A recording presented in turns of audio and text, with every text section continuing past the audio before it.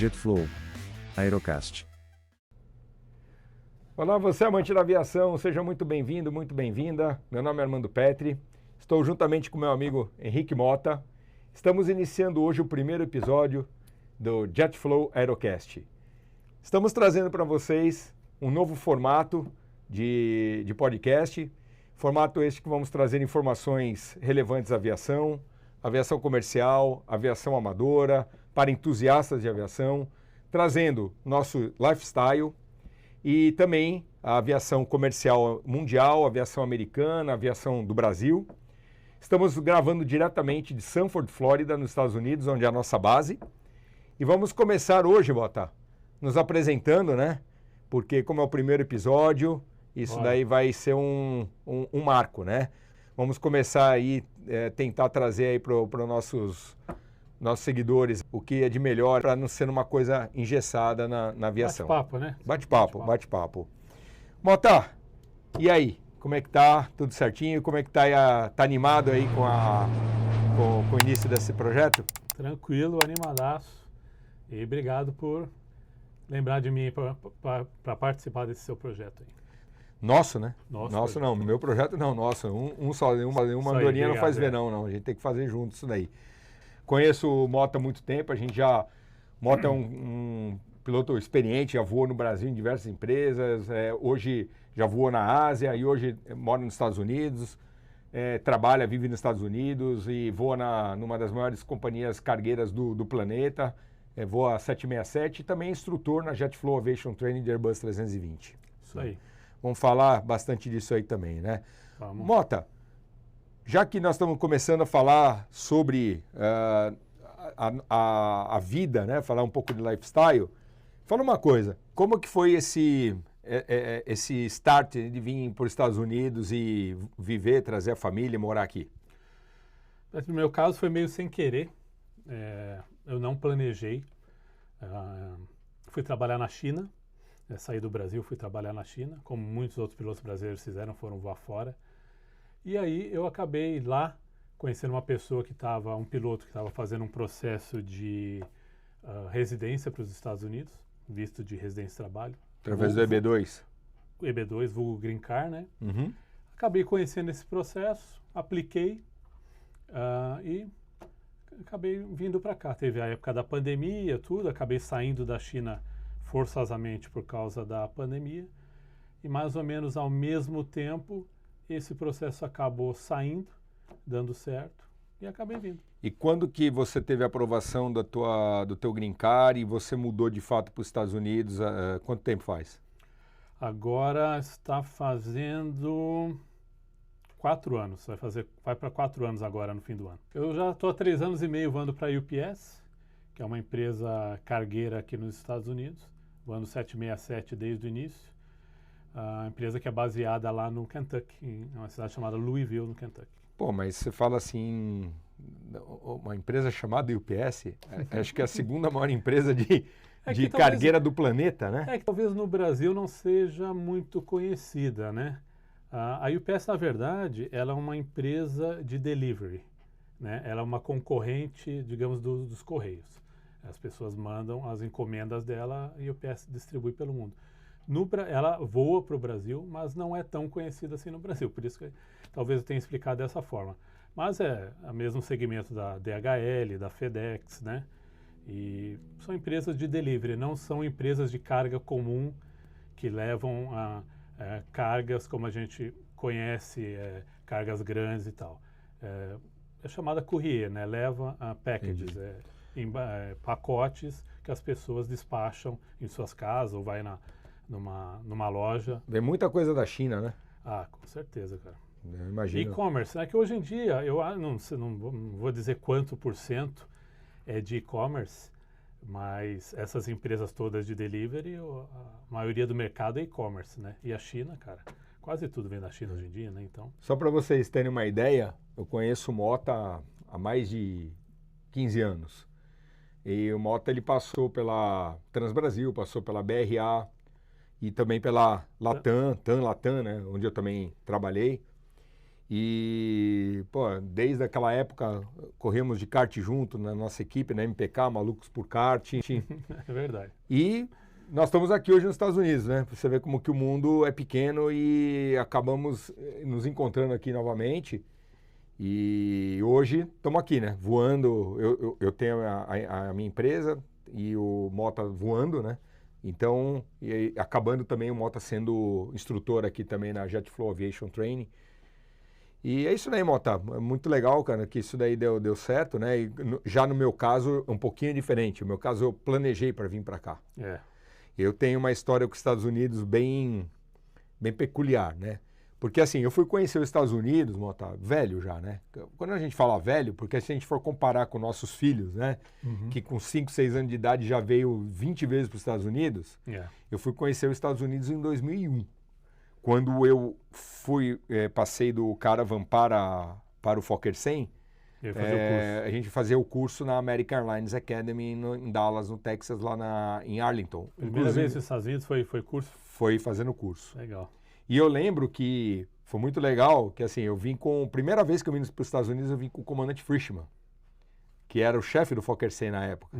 Eu vim com ele fazer não foi inicial. Inicial eu fiz no Brasil, na CAE, na CAI. Mas no primeiro Recurrent foi em 2001. E quando eu saí do aeroporto, assim, esperando a van, eu lembro que era abril, e era um dia, assim, que tava frio, assim, sabe quando tá naquela faixa, assim, de mais ou menos, assim, 8, 9 graus, assim, no inverno americano, assim, ainda mais no Texas, né, que tava... E o céu azulzinho, assim, só via os rastros, assim, dos aviões. E eu virei, cara, entramos na van, cara, para ir pro hotel, que hoje o hotel, inclusive, onde nós ficávamos no hotel, que chama Ballpark Inn, hoje é o estádio do Texas, do Dallas Cowboys, né? Que é o time de futebol americano, lá, naquele terreno lá. Eu olhei e falei assim, cara, é esse lugar que eu quero morar um dia. E daquele ponto em diante, aquilo eu botei na minha cabeça, vou morar nos Estados Unidos. E eu quero.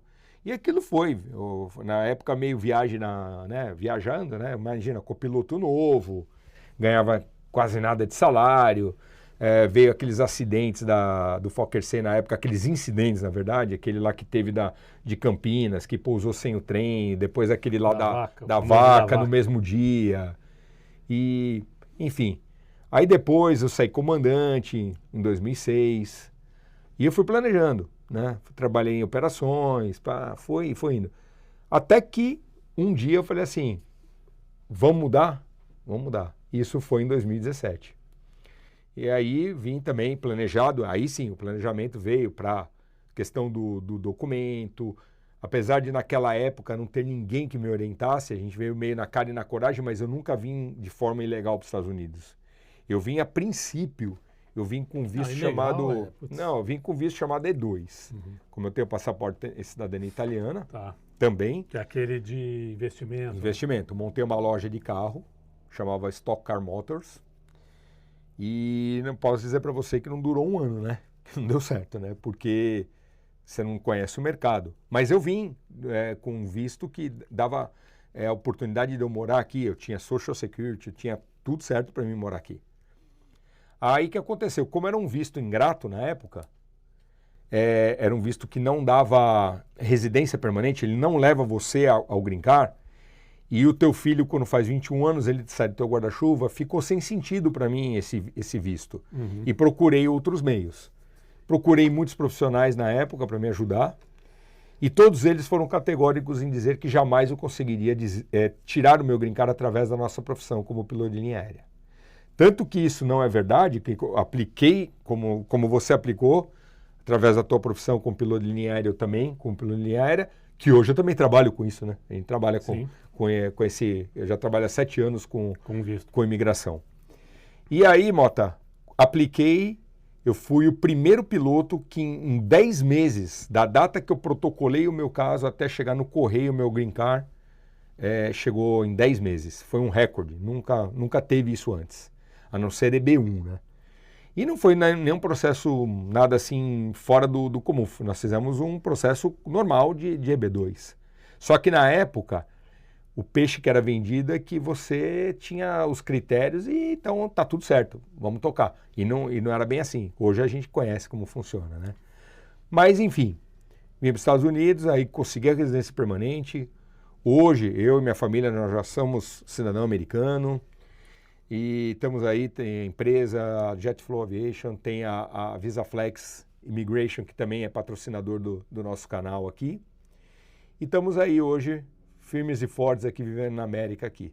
Entendeu? E vamos trazer nossa experiência para os nossos amigos aí da... E você que está trabalhando com isso, você acha que mudou muito o cenário do EB2 daquela época para hoje? Você acha que a gente vê muita gente falando em denials e tal, mas você acha que é simplesmente por conta do aumento exponencial do número de aplicantes ou realmente mudou um pouquinho esse cenário de lá para cá? Mota, é assim, o EB2 sempre existiu. Sim. É que nós não Não era muito conhecíamos, conhecido. nem advogado conhecia. É. Porque o EB2, você tem dois critérios. Você tem o critério objetivo e o subjetivo. Uhum. O objetivo são aqueles critérios, aqueles 7 Ou critérios. você cumpre ou não e pronto. Exato. Se você documentou, provou, não tem o que falar. Agora, o critério subjetivo, que é o NW, que é o Interesse Nacional, que é o National Interesting Waiver, ele passa a ser de acordo com aquilo que o oficial interpreta. E aí que é o problema. Naquela época, como não existia, naquela época que eu falo 7 anos atrás, na minha época de aplicação, não existia uma opinião, uma política formada de qual seria o critério talvez utilizado. Um parâmetro também. O parâmetro, exatamente. E porque como você tem duas maneiras de você aplicar. Você tem através de você aplicar por Advanced Degree, ou seja, você ser formado, você ter um bacharelado na área proposta, ou seja, aviação civil, ou ciências aeronáuticas, ou engenharia aeronáutica, e comprovar no mínimo 5 anos na área, ou então você entrar como Exceptional Ability, que foi meu caso. E também teu caso, né? Também, é. O Exceptional Ability você não precisa comprovar um nível superior na área, mas você tem que comprovar no mínimo 10 anos na área. E como eu trabalhei minha vida inteira 10 anos de experiência. Mas como eu trabalhei minha vida inteira na mesma empresa, nunca fui para outra empresa, então para mim foi tranquilo, porque foi 20 e poucos anos na mesma empresa e acabou, né? Então, Mota, só que o dia a dia começou o seguinte, os oficiais começaram a ver que as aplicações eram meio Ctrl-C, Ctrl-V. Entendeu? Porque uma aplicação de Green Card, ela não é o que a gente chama no termo jurídico, né? A gente chama você não tem como é que se diz? Você não pode pegar e falar assim, o Mota deu certo, eu também quero, né? E aí o que acontece? Começou a ser muito Ctrl-C, Ctrl-V. E aí os oficiais começaram a se inteirar cada dia mais nos critérios que precisam ser aqui. Por exemplo, num critério de licença, diz lá que você não precisa ter o FAA. Mas você disse que você tem que ter uma licença válida. Uma licença válida pode ser do país de origem da pessoa, do país que está aplicando. Mas nós sabemos que se o piloto não tiver o FAA hoje, ele não entra para trabalhar. Porque o FAA é mandatório para trabalhar aqui. Claro. Então os oficiais começaram a fazer o quê? Esse não tem FAA. E aí o número de RFEs, né, que é Request for Evidence, começaram a subir demasiadamente alta, porque ele dava uma RFE falando assim, você não tem o FAA, você não vou prosseguir com o teu caso. Não, porque ele não pode fazer isso, porque no critério não diz que tem que ter o FAA, diz que tem que ter uma licença válida. Porém, ele chegava e falava assim, olha, você tem tudo, você cumpre tudo, mas me prova que você vai voar aqui. E aí o que aconteceu? A corrida de fazer o FAA em pouco tempo e não dava tempo de fazer isso daí, começou a ter muito denied. Hoje, nos dias de hoje, atuais, de 1 ano e meio para cá, principalmente agora com o governo do Trump, ele está endurecendo a questão de imigração, mas não na questão... a imigração que a gente fala é imigração ilegal. O cara que vem pula o muro, aquela pessoa que vem para cá com visto de turismo falando que vem ver o Mickey e não volta mais, o cara que tem crimes aqui, etc. E ele está endurecendo nisso. A questão do Green Card, os Estados Unidos sempre trabalhou com mão de obra na prateleira, Mota. Sempre teve que ter uma mão de obra. Então, o que acontece? Como hoje o Green Card ele é uma aplicação de médio a longo prazo, não é mais curto prazo. Antigamente era 1 ano e meio, até 2 anos você tinha o documento. Hoje não. Hoje demora para aprovação talvez do I-140 em torno de 18 a 24 meses, depois mais quase 2 anos para sair a entrevista. Então nós estamos falando em 3 anos a 4 anos, entendeu? Então eu digo que você tem que colocar isso, levar como se fosse uma aplicação a longo prazo e esperar as aprovações. Mas é lógico que o oficial que está analisando o caso lá, Mota, ele já está muito mais preparado do que há 4, 5 anos atrás. Aprendeu também. Ele aprendeu. Porque eles não trabalham... tem gente que acha que eles trabalham com pilotos. O mesmo cara, às vezes ele pode trabalhar com um leque enorme de profissões, né? E como piloto não era comum aplicar, como você falou, até uns 7 anos atrás, esses caras que eles não tinham base. Não tinham base. Foram aprendendo de lá para cá e hoje talvez eles saibam melhor o que é uma boa qualificação ou não, né? Mas, volto a falar, hoje nós não estamos nem falando da questão de imigração, nós estamos nos apresentando e falando como que nós chegamos até aqui, através de como, né? Mas podemos até ver quem vocês querem fazer o comentário aí, deixar o comentário, se quiserem falar sobre imigração, vai ser um prazer a gente fazer um programa só dedicado à imigração. A gente pode trazer mais pessoas aqui também que estão na situação também de Green Card aqui nos Estados Unidos, que aplicaram o Green Card, que estão trabalhando aqui, para contar as experiências. Isso é muito bom, porque quem quer aplicar para o Green Card tem que saber. Na minha época que eu estava aplicando para o Green Card, eu procurava saber também nos canais que tinha disponíveis no YouTube como proceder. E hoje você tem pessoas na área que vai te ajudar. Na minha época, quem me ajudou, o cara não tinha a menor noção do que é aviação. O cara trabalhava na área administrativa de uma empresa que ele falou para mim como funcionava, mas não se aplicava talvez para aviação o que se aplica para um executivo. Então hoje você tem piloto, você tem eu, tem um monte de gente hoje que trabalha com isso e podemos orientar que é aquele que quer fazer a aplicação, né? Para o futuro. Cara, a única coisa que eu falo é que para a nossa profissão, para quem quer sair do Brasil, né, obviamente, mesmo que hoje seja um caminho mais difícil, esse visto EB2 do que era há algum tempo atrás, eu acho que ainda vale a pena, cara. Eu acho que trabalhar aqui traz muito mais estabilidade. Não estou falando por causa do país só, né, a segurança, não quero nem chegar nesse mérito. Mas eu acho que, como profissional, em termos de estabilidade, de projeção de carreira e de benefícios de aposentadoria, etc., vale muito a pena, de se pensar. Mas, claro, hoje tem que fazer esse processo com muito mais cuidado, com muito mais pesquisa, né? Mas é algo que eu recomendo para quem quiser sair do país, vir voar para cá, para esses lados. Não existe uma fórmula mágica para a aplicação do EB2. O que existe é transparência e a qualidade documental do aplicante. Então, o que acontece? Se a empresa que vai fazer essa aplicação, que vai assessorar na aplicação, na parte jurídica, na parte técnica, se ela tem a consciência de que aquele aplicante ele tem chances reais de sucesso, damos o sinal verde para fazer. Porque aquela pessoa que não tem condição, não é que ela não tem condição, ela não está preparada naquele momento. Talvez, para daqui um futuro 5, 6 anos para frente, que nem aconteceu comigo, isso em 2001, falando em 2001. Eu fui migrar em 2017, 16, 17 para cá, entendeu? Então, olha, eu demorei 16 anos para migrar, de fato. Hoje não. Hoje a pessoa hoje termina a faculdade, male tem algumas horinhas de voo ali, ele acha que já estava pronto para aplicação. Não tem. Tem que correr ainda um pouquinho ainda o mercado para poder estar pronto para entrar no mercado americano, né? Para poder vir para cá e aplicar para uma residência permanente. Mas assim, temos muito assunto para falar disso daí. Imigração é muita coisa. A gente pode fazer um podcast para só falar de imigração e também falar sobre licença FA, né? Como funciona a licença FA. Trabalha com isso. Inclusive, Mota, já aproveitando você que nos assiste, Dia 8 de agosto de 2025, agora mês que vem, nós estaremos, a JetFlow Aviation Training e a VisaFlex Immigration estará em São Paulo, no Brasil, no Hotel Ibis do aeroporto de Congonhas, para um roadshow abordando esses dois assuntos, FAA e imigração.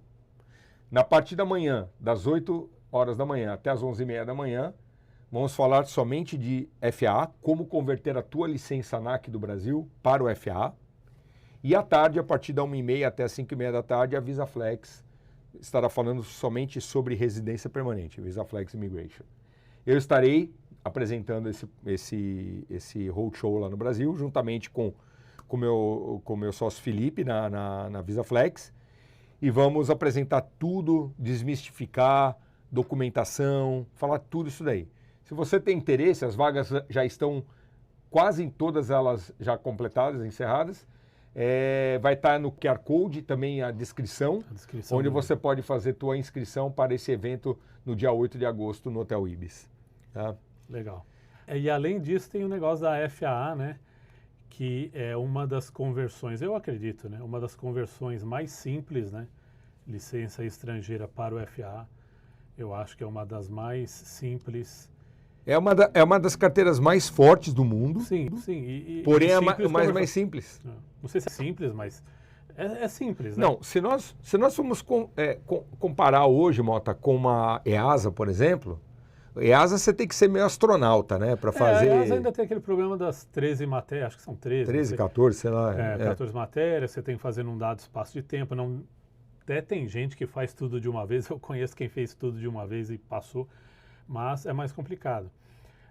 Hoje a Europa ela dá a oportunidade do piloto entrar numa empresa low cost e, como Ryanair, por exemplo, voar 1 ano com a licença do país de origem, dá 1 ano para fazer o EASA, né? Então. Não sei se está tendo isso ainda ou não, mas... Eu conheço alguns eles abrem pilotos. algumas janelas, né? Mas poucas empresas. E outra coisa da Europa dificilmente um piloto indo para a Europa, estrangeiro, não sei se é impossível, mas dificilmente ele vai voar para uma empresa grande lá. Grande que eu digo, a empresa nacional de cada país. A Lufthansa, não, é que a gente fala as majors do país, né? A British, e aqui não, aqui... aqui voa. Aqui é a realidade. Aqui um portador de green card, ele tem os mesmos direitos. Na verdade, o green card ele tem direitos, deveres e obrigações igualzinho de um cidadão americano. As únicas 3 diferenças que tem de um americano para um green card é que o green card não pode se candidatar a cargo público, não pode votar e não pode morar fora dos Estados Unidos por mais do que 180 dias consecutivos. Do mais, tudo que o americano tem de direito, também o green card tem de direito também, entendeu? Inclusive adquirir firearms, né? Comprar arma, direito a juros de universidade para os filhos igual o americano, comprar casa, até financiamento, tudo, entendeu? Tudo igualzinho. Então dá para fazer. Mas... por isso que eu digo assim, quem quer voar fora, tem essa vontade, vale a pena. Os Estados Unidos vale a pena. Eu falo assim, você que quer vir morar fora nos Estados Unidos, quer viver legalmente nos Estados Unidos, quer trazer sua família, você tem que hoje pensar o seguinte, que isso é um investimento de médio a longo prazo. Você tem que plantar a semente e esperar brotar e para colher os frutos, entendeu? Isso aí. Mas é isso daí. Mota, vamos fazer nosso radar da semana. Vamos agora falar alguma coisa... Não, já tem coisa da semana aí. E uma das coisas assim, cara, não sei você, eu tenho. A coisa que eu mais odeio é pegar fila, Mota. Também. Eu não gosto de pegar fila. E você sabe que os aeroportos aqui dos Estados Unidos, para fila, é um espetáculo. Nossa. Dependendo do horário, dependendo do voo, você fica 3 horas para passar, 2 horas no mínimo para passar num screening de raio-x, né? Então. E eu tenho o que nós chamamos de TSC Pre, né? Ou Global Entry. O Global Entry, para quem não sabe, é um programa do governo americano, juntamente com o CBP, que é o do Customer Border Protection, onde países parceiros e quem é americano e também portador de green card pode se inscrever nesse programa e ter benefícios quando na entrada nos Estados Unidos, principalmente de voos internacionais. Então você pega uma fila exclusiva, você tem menos burocracia, mas não quer dizer que eles vão aliviar. É menos burocracia porque você passa por um background Mas sabe check. que hoje em dia já tem alguns aeroportos que é só o reconhecimento facial e Só. entrou. Só. Quando você chega, no meu último voo agora voltando de Portugal, antes você tinha os totens, né? É. E esses totens, você chegava no totem, Inseria lá. fazia uma foto e saía um papel, Falando se você deve ou não passar na... deve ou não passar, e tinha um QR Code. Aí quando você chegava lá no guichê, ele falava pode passar ou tinha que passar e mostrar o passaporte. Hoje não. Hoje tem uma máquina que você só escaneia a cara lá, né, a tua foto, e ele já te chama. Ele já chama teu nome e pergunta, tá trazendo alguma coisa aí? Não, vai, pode ir. Então, não é que tá... Não, eu passei há pouco tempo, acho que foi em Dallas. Mas você tem. Tenho. Cara, passa praticamente batido. Cara. Passa praticamente. Reconhecimento facial e, sem brincadeira, deu uns 3 minutos. É isso aí, é isso aí. E sempre é uma preocupação, né? Eu tinha conexão para fazer, era sempre aquela preocupação, putz, conexão, você chegava na fila da imigração 1 hora, 2 horas. Isso aí facilita. Bom, mas na verdade, só para não tirar o foco do tema, o que o TSA está fazendo? Peraí, só para falar aqui, a gente acabou falando do Global Entry, mas o TSA Pre é outra coisa. TSA Pre também quem tem Global Entry automaticamente tem TSA Pre. Quem faz o Global Entry recebe o TSA Pre. O TSA Pre você já está pré-screened, quer dizer, eles já fizeram uma pré-checagem sua, que eles têm os seus antecedentes, blá, blá, e você pega filas e eu também tenho aquele outro lá para também. passar pela segurança para embarcar, não tem nada a ver com imigração. É segurança para passar. Segurança de screening no raio-x. Porque quando você contrata esse serviço, eles vão fazer um background check da tua vida toda. Sim. Então, para ver se você não tem nenhum problema. Eu também tenho aquele outro também, o Clear. Já viu o Clear? Eu já tive o Clear, fiz aquela época que você podia fazer teste por alguns meses. Não, eu fiz porque o meu cartão de crédito ele paga, então eu renovo. Eu tive um tempo, depois eu não fiz mais. Quando está o TSA Pre muita gente, eu vou pro Clear. Mas, Mota, o TSA anunciou aí o fim da exigência da retirada de sapatos nos pontos de controle dos aeroportos. Já melhor, mas detalhe, não é todos os aeroportos ainda que estão implementados. Não vai ser de uma vez isso daí. Não vai ser. Mas isso já é um grande avanço, né? Putz, porque acho que é uma das partes mais chatas, né? Partes mais chatas. Tirar cinto e tênis. Meu Deus do céu, cara. Acho que foi por isso que eu fiz, mas por isso que eu fiz o TSA Pre. Porque o TSA Pre você não precisa tirar o notebook da mala, jaqueta e o sapato. E nem o cinto. Tá. Entendeu? Você pode passar direto.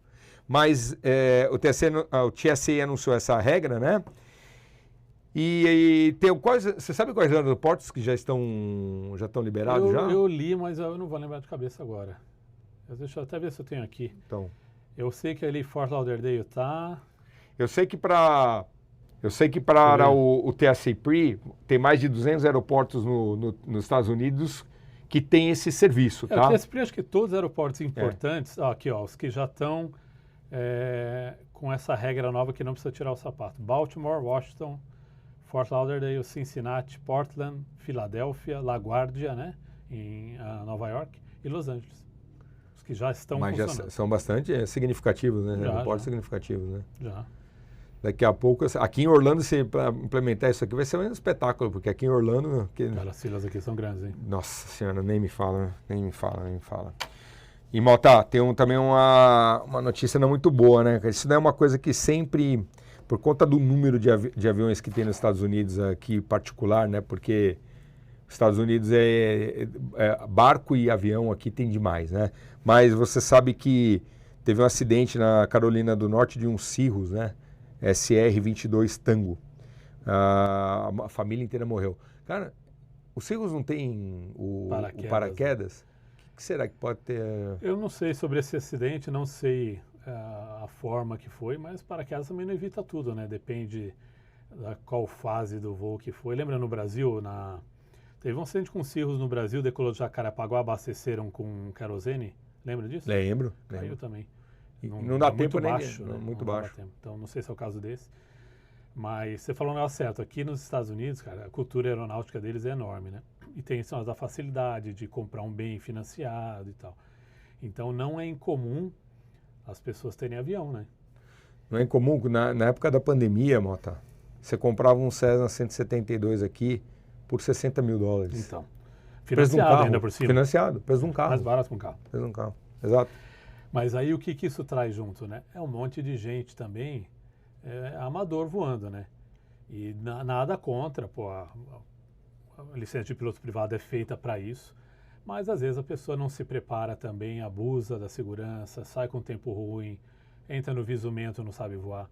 Cara, o que acontece de acidente aqui, de gente que entrou em condição de instrumento e não sabe voar instrumento, ou outros motivos, eu digo de aviação geral, assim, monomotor, bimotor, que não se preparou para aquele voo, é muita coisa. E diga-se de passagem, um dos maiores índices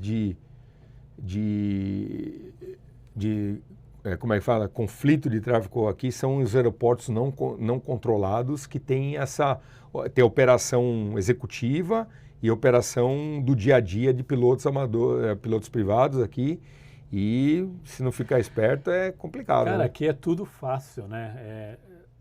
Não vou falar que o cara pode montar no avião dele e sair para qualquer canto, mas é quase isso. Tem pouca regra que vai impedir o cara de pegar o aviãozinho dele e fazer um voozinho daqui para ali. Então, e aqui não é que possa fazer tudo, mas é super facilitado e incentivado que o cara tenha o avião dele e cruze o país sem falar quase com ninguém. Regra de voo visual, com algumas exceções de cruzar espaços aéreos controlados, mas isso também pode gerar problemas se a pessoa não se preparar, né? E acontece bastante. Exatamente. Então tem que estar preparado. Não é brincadeira, não. Isso aí. Mota, eu vi uma notícia, acredito que, não sei a tua opinião, né? Porque você voou na Ásia. Uhum. Eu nunca voei na Ásia. Eu cheguei a fazer o assessment para uma empresa na China, mas eu não fui aprovado no exame de saúde por conta de uma mancha nos olhos. Isso aí é um né? problemão, Então, e assim, posso falar que foi bom? Sim, porque talvez se eu não tivesse passado lá, não estaria aqui hoje, né? Não estaria aqui. Mas, vamos falar daquele avião Comac, né? O Charlie 919, que já tem mais de 1.000 pedidos, concorrendo com a Airbus e com a Boeing, né? O que você acha da Comac no mercado ocidental? Você acha que vai vingar? Putz, Petri, eu acho que eles vão enfrentar dificuldades em homologar o avião no Ocidente. Claro, não dá para dizer que não tem um monte de política envolvida nisso aí, né? Protecionismo, né? Protegerem as indústrias do Ocidente, a Boeing, Airbus, etc. Mas há também, não é só isso, eu estava lendo sobre isso, há também uma diferença no processo de homologação deles, não segue os mesmos critérios que a gente conhece mais, né, comuns, que passa a Embraer, que passa a Airbus, que passa a Boeing, que passa a Bombardier, critérios um pouco diferentes que podem até complicar ainda mais essa homologação. Pode ser que um dia aconteça? Pode. Os produtos são bons, são ruins? Não sei. Não conheço o produto. Acredito, se você olhar hoje como estão os produtos chineses, né? Carro e etc., Mota, deve ser um avião bom. Mas, falando em homologação no Ocidente, eles vão, sem dúvida nenhuma, enfrentar barreiras. Assim, só dando um comparativo, não tem nada a ver. Não vou comparar o que eu vou falar. Mas ontem eu tive um problema com um dock station do meu computador, que liga a 3 telas, né? Uhum. Vem tudo da China. Mas, incrível, vai fazer 1 ano em outubro. E deu a pane, apagou minhas telas. Eu entrei em contato com o serviço de suporte ao cliente na China. 3 da manhã eles me responderam, me pediram só uns dados do aparelho e já estão mandando um novo para mim. Então, assim, eu acho que a China hoje não está trabalhando mais com aquele... Hoje a qualidade está boa. Claro. Entendeu? Eu não tenho dúvida. O problema de voar no Ocidente acho que vai ser problema de homologação mesmo. Vai levar mais tempo. Porque você voa lá, eu não cheguei a voar, mas eu cheguei Agora, a ver, né, o mercado da aviação chinesa. cara, É muito grande, cara. nossa, cara, É muito grande. é absurdo. Eu vi eu acho que foi o aeroporto de... eu tava lá de Xangai, que eu tava... Eu não me lembro, mas o que eu fiz lá, a conexão, eu vi eu contei umas 4, 5 torres lá. É gigante. Assim, é coisa assim absurda, porque a minha referência até então que eu tinha era os Estados Unidos. Eu fui no aeroporto de Chengdu, e também lá quando eu cheguei em Chengdu, um dos maiores hubs da China, né, da Air China, lá em Chengdu. Eu fiquei assim, falei, cara, que tamanho de aeroporto é esse negócio aqui, cara? Gigante. Gigante, né? Então, E moderno, né? Bonito. moderno. Os aeroportos americanos, eles envelheceram, né? São gigantes, envelheceram. Agora você vê algumas reformas, mas lá, cara, é realmente... Aliás, Mota, eu fui num shopping lá, cara, sem brincadeira, lá também em Chengdu, que assim, eu nunca tinha visto um shopping com porta de ouro. E tinha uma porta de ouro lá, e dentro do shopping tinha uma piscina com onda, como se fosse lá em Dubai. É uma coisa assim, faraônica. Mas só que uma coisa que só quem vai lá conhece, é uma coisa que ninguém sabe. Cara, dá um capítulo aqui inteiro falar da China, mas realmente a aviação deles cresceu muito rápido depois da abertura econômica do país. A aviação acompanhou, cresceu tão rápido que tem estrangeiro voando lá porque eles precisam mesmo, né, de piloto. Já aproveitando então já o ensejo, eu acho que também a China agora está retomando também as contratações também, né?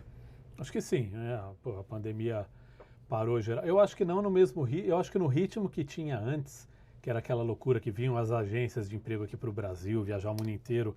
Aqui para o Brasil não, para o Brasil. Lá para o Brasil, e vinham para o mundo inteiro e elas tinham aquele portfólio enorme de empresas. Pô, você pegava uma agência, às vezes eles estavam oferecendo 7, 8 empresas chinesas para você escolher, né? Dependendo do seu type rating, qual era a sua experiência e tal, você podia aquela outra, você podia escolher. Eu acho que nesse ritmo não vai voltar mais, até porque eles mesmos já formaram pilotos e tal, mas ainda vai precisar de muita gente. Então, vai precisar. Mas retomou, né? Já tem gente indo agora, né? E tua opinião, como você voou lá e você pegou a fase da pandemia na China, como aconteceu não só na China, como em outros países, como também o Vietnã, que eu conheci pilotos que voavam na Vietnã e fizeram um voo para outro país, assim, voltaram e com suspeita de Covid foram presos, foram levados para detenção e cumpriram quarentena dentro da cadeia. Você tem noção do que é isso? Cadeia? Cadeia. Cadeia assim de tipo assim de voltar e ser preso e até cumprir a quarentena na cadeia. Eu acho que, como que eu saiba, caso de cadeia teve assim quem descumpriu. Provavelmente eles descumpriram alguma regra lá, porque eles colocaram tanta regra que talvez o cara tenha descumprido. Então, não sei sobre isso, mas que teve, tinha muita regra. Eu saí logo no começo, né? Começou a pandemia, a nossa empresa já, como o nosso contrato era commuting, ficava 20 dias lá e 10 onde quisesse, eu estava fora do país quando eles decidiram parar com os estrangeiros. Já ligaram e falaram assim, nem volte. A gente nem voltou. Né? Mas eu sei que quem ficou lá, e teve muita gente que ficou, passou muito perrengue, né, cara? De ficar em quarentena, ficar trancado em quarto de hotel 2 semanas. Família que não podia ir. Família que ficou presa em outro canto e não podia se ver. Teve gente que ficou sem ver família 2 anos. Por isso que eu falo, dá um capítulo, tem que chamar gente aqui que passou por isso. Eu não passei, graças a Deus. Mas até pra gente não ficar falando história, ouvir isso, ouvir aquilo, seria legal chamar gente que passou por isso. Foi chato. Foi uma época horrível para quem estava lá. Para você ter uma ideia, eu comecei a voar nos Estados Unidos em 2022. Eu fiz alguns voos para a China voando pela empresa americana. Meio de 2022 ainda tinha regra na China de quarentena. A gente chegava, pousava na China, ia numa van daquelas completamente isolado do motorista, eles com aquelas roupas de astronauta. levava a gente para o hotel, a gente entrava pelas portas dos fundos do hotel, a chave do quarto já estava no tipo de um escaninho assim, ó, já estava lá, Mota, o seu quarto é esse aqui, eu pegava aquilo, subia sozinho no elevador e ficava no quarto o tempo todo até o meu horário de apresentação do dia seguinte ou 2 dias depois, do que fosse. Comida tinha que pedir, não passamos perrengue por isso, pedia só serviço de quarto, você pedia comida, eles batiam na porta, você não podia abrir enquanto o cara não se afastasse. Então você tinha que esperar ali alguns segundos, ia lá e pegava. Nossa Senhora. Bom, Então imagina para quem estava lá voando para uma empresa chinesa. Eu sei que foi perrengue e seria legal algum dia chamar alguém aqui para contar essas histórias aí. sim, com certeza. E não foi só China, né? Outros lugares tinham alguns procedimentos parecidos aí. Isso aí, Mota. Bom, com relação ao acidente da Air India, as últimas informações que foi entregue um relatório preliminar, né? As autoridades entregaram, mas ainda não tem nenhum dado divulgado ainda. Houve alguma coisa também, depois desse evento do 787, também de um 777? Teve. Você ficou sabendo disso daí? Fiquei. Eu ainda não sei detalhes, não, mas teve um 777 que perdeu altitude após a decolagem, não se sabe se ainda é wind shear ou algum problema técnico, mas perdeu uma altitude importante e passou perto, viu? Meu Deus do céu, cara, não é isso. E quanto ao 787, ainda não divulgaram, né? Então fica difícil ainda dar um parecer, né? Maravilha. Tem algumas ideias mais ou menos que possa ter acontecido, mas ainda é difícil cravar. Sim, com certeza, com certeza. Bom, quero aproveitar e agradecer nossos patrocinadores JetFlow Aviation Training e VisaFlex Immigration, que sem o apoio da JetFlow e VisaFlex, o programa não estaria no ar.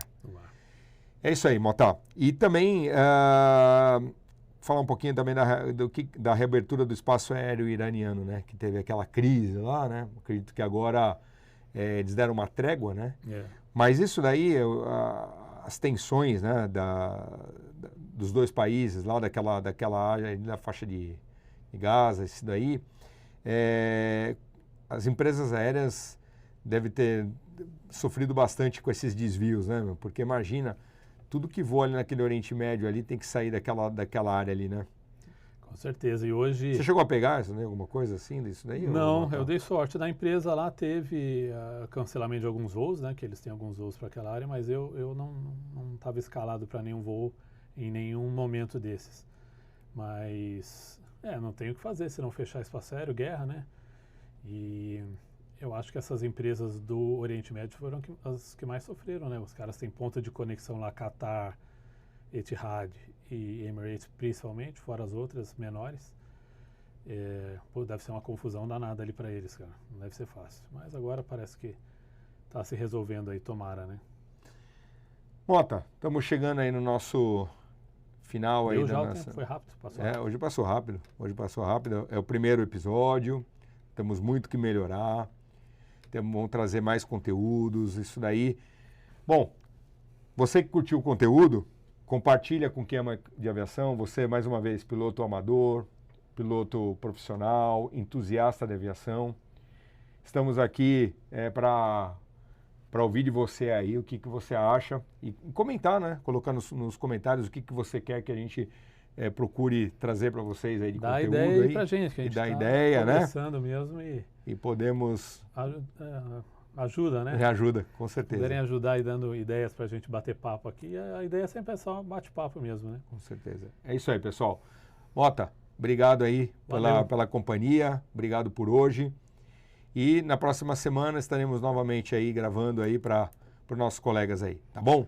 Valeu. Valeu, pessoal. Uma ótima semana. Até mais. Um abraço. Valeu. Valeu. Tchau.